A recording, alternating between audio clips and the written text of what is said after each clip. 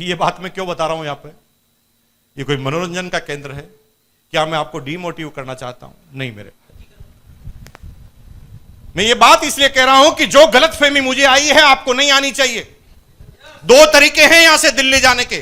पहला तरीका है खुद जाओ, अपना अनुभव लो, अपना सिर फोड़ो, अपनी गाड़ी तोड़ो। और दूसरा तरीका है कि जो आदमी पहले दिल्ली जा चुका है उससे आधे घंटे की काउंसलिंग कर लो कि भाई तुम तो पहले दिल्ली जा चुके हो, बताओ दिल्ली जाने में क्या क्या सावधानी रखनी चाहिए। अच्छा, कितने स्पीड ब्रेकर आएंगे, कितना टोल टैक्स लगेगा, अगर टोल टैक्स मुझे कम देना है तो कौन सा रास्ता अपनाना पड़ेगा, टोल टैक्स मुझे रिटर्न का लेना पड़ेगा कि सिंगल का, पूछ लो एवरीथिंग। आज मेरा यही काम है। एक तरीका है कि जो मैंने हासिल किया आप भी कर सकते हैं और आपको भी उतना ही समय लगेगा। मेरे को अगर 18 साल लगे आपको भी 18 ही साल लगेंगे। लेकिन एक तरीका है कि आज जो मैं कहूं उसको आप मान लेंगे तो मुझे जो 18 साल में मिला है आपको 6 साल में मिलने वाला है। समझ लेना जरूरी है।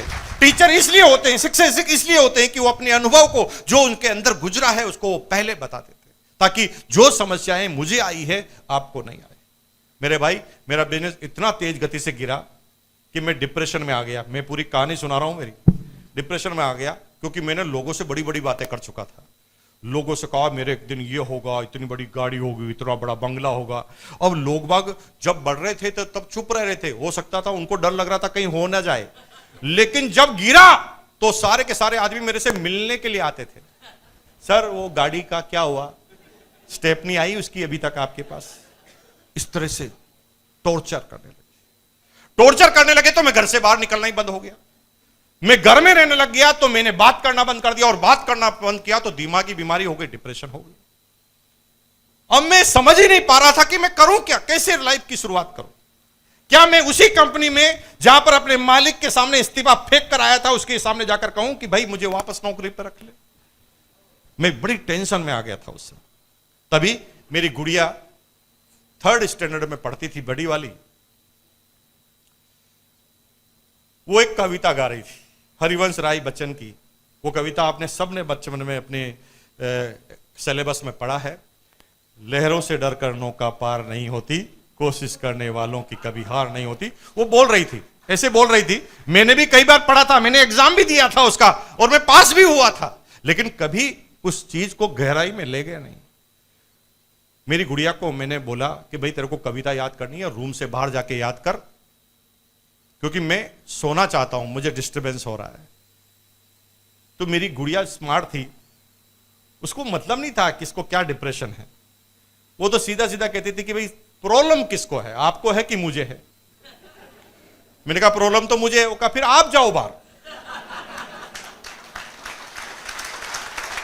बच्चे बड़े स्मार्ट होते हैं। अब मैं उसके सामने कुछ बोल नहीं सका। मैंने 2 पिलो लिए, तकिए लिए और कान पे लगा के, लेकिन धीरे धीरे आवाज आ रही थी।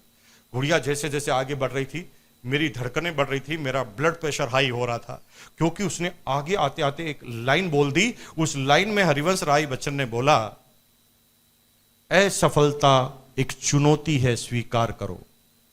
असफलता एक चुनौती है, स्वीकार करो। 99% लोग नहीं करते। असफल होते हैं तो काम ही बदल लेते हैं। अब मुझे बताओ, कोई भी बिजनेसमैन है, वो एक बार काम किया होगा, कामयाब हो गया होगा? कोई भी वैज्ञानिक ने एक बार काम किया होगा, वो वैज्ञानिक बन गया होगा ना? वो बार बार उस काम में असक्सेस होते, अनसक्सेस होते, और उस चीज से उनकी मेहनत काम करने की और बढ़ जाती और जिज्ञासा बढ़ जाती है। और जो लोग उस चीज में परिपूर्ण हो गए वही उस चीज के आविष्कारक बने आने वाले समय में। ये दिमागी गेम है, इसको जैसा समझाओ वैसा समझ जाता है। राइट ब्रदर्स 2 भाई जिन्होंने हवाई जहाज का निर्माण किया था, आविष्कार किया था। राइट ब्रदर्स के बारे में थोड़ा सा मैं जानकारी देना चाहता हूं। 2 भाई थे, बचपन से देखते थे कि पक्षी उड़ सकता है तो इंसान क्यों नहीं उड़ सकता। दोनों भाई ने सोचा कि काम तो करना चाहिए इसके ऊपर, और उन्होंने पक्षी की नकल करके 2 पंख बनाए और कहा कि अब हम इस पंख की सहायता से उड़ जाएंगे। और 2 बार वो उड़ने की कोशिश की, दोनों बार अलग अलग भाई की नाक टूट चुकी थी, नहीं उड़ पा रहे थे। 4 सक्सेस नहीं हुए, 4 बार जब वो अनसक्सेस हुए तो छोटा भाई नाराज हो गया। छोटा भाई ने कहा भैया गलत दिशा में जा रहे हैं, ऐसे प्लेन बनता नहीं और ये प्लेन कभी बढ़ेगा नहीं, प्रकृति के साथ खिलवाड़ मत करो। प्रकृति ने अगर पंख दिए भगवान ने तो वो उड़ने के लिए ही होते हैं, इंसान को अगर पंख नहीं दिए तो ये उड़ने के लिए नहीं होते। इंसान कभी उड़ नहीं सकता, पक्षी हमेशा उड़ सकता है। बड़े भाई को पता चल गया कि छोटा भाई नाराज इसलिए है कि ये 2 बार 4 बार अनसक्सेस हो चुका है, तो उन्होंने दिमागी गेम ही बदल डाला। बड़ा भाई थोड़ा समझदार था, बड़े भाई ने छोटे भाई से कहा कि भाई ये सारी समस्याएं इसलिए आ रही है कि हम प्लेन बनाने का तरीका ढूंढना चाहते हैं। आज से हमारा टॉपिक चेंज है, आज से हम ये ढूंढना चाहेंगे कि प्लेन कैसे कैसे नहीं बनता। पहले क्या ढूंढ रहे थे, अब क्या ढूंढ रहे हैं, कैसे नहीं बनेगा उसका तरीका। अब 5वीं बार उन्होंने प्रयोग किया और प्लेन नहीं बना तो दोनों तालियां बजा रहे थे, वाह एक तरीका और पता चल गया, ऐसे भी प्लेन नहीं उड़ता। क्योंकि अब तो उद्देश्य ही बदल चुका था। प्लेन बनाने का उद्देश्य था, प्लेन नहीं बनने के तरीके ढूंढने का उद्देश्य था। जैसे जैसे वो नाकामयाब होते जा रहे थे, वो प्रसन्नता उनको छा रही थी कि हमें एक तरीका और मिल गया जिससे प्लेन नहीं बन सकता। और जब प्लेन नहीं बनने के सारे तरीके उन्होंने ढूंढ लिए तो उसके बाद बचेगा क्या। मेरे भाई यही आज आपके लिए टॉपिक है। जब आप लोगों के पास जाओगे, ये बिजनेस लेकर जाओगे, ये प्लान लेकर जाओगे, आपको क्या लगता है कि पहली बार में समझ जाएगा। हर आदमी अलग अलग तरह का आंसर देगा, हर आदमी अलग अलग तरह का उत्तर देगा, हर आदमी अलग अलग तरह का प्रश्न पूछेगा। आपको करना क्या है, आप मत जाओ बनाने, आप समझाने जाओ कि ये कैसे मना करता है। मैं आज पता करके आऊंगा नहीं करने के कारण। लिखते जाओ, अपलाइन से पूछते जाओ, लिखते जाओ, अपलाइन से उन कारणों का आंसर पूछते जाओ। फिर होगा क्या, होगा इतना कि मेरे भाई मेरे सामने अगर आप 10 आदमी को लाओ, गारंटी है कि मैं 5 आदमी को आरसीएम समझा दूंगा। लेकिन अगर सत्तू जी, अशोक जी और जीआर पालीवाल जी के सामने लाओ तो वो 10 में से 4 को ही समझा पाएंगे।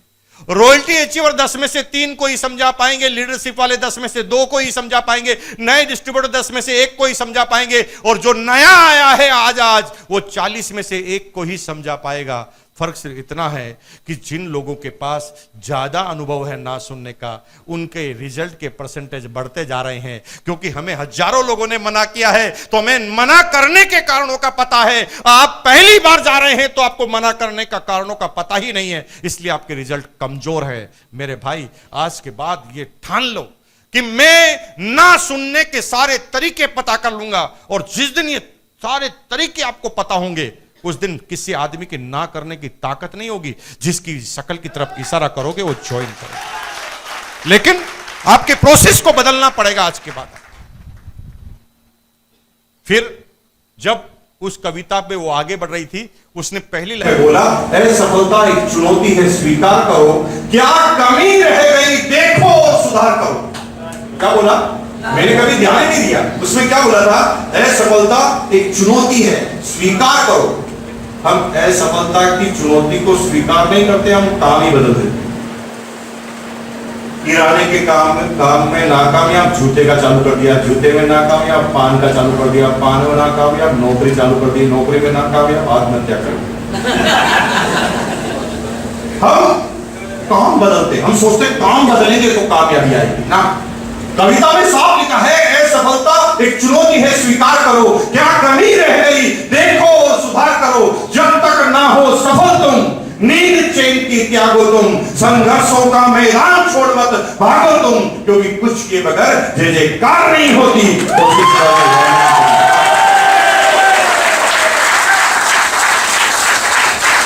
इस चीज ने मुझे इतना दर्द दिया कि मैंने डिप्रेशन के उन 2 महीनों में पूरी किताब लिखी। काम तो नहीं किया, लेकिन मैंने किताब लिखी मेरी 100 गलतियां। 99% लोग किताब लिखते हैं मेरे कामयाब नहीं होने में लोगों की गलतियां। दिमागी खेल। 90% क्या कहते हैं, मैं कामयाब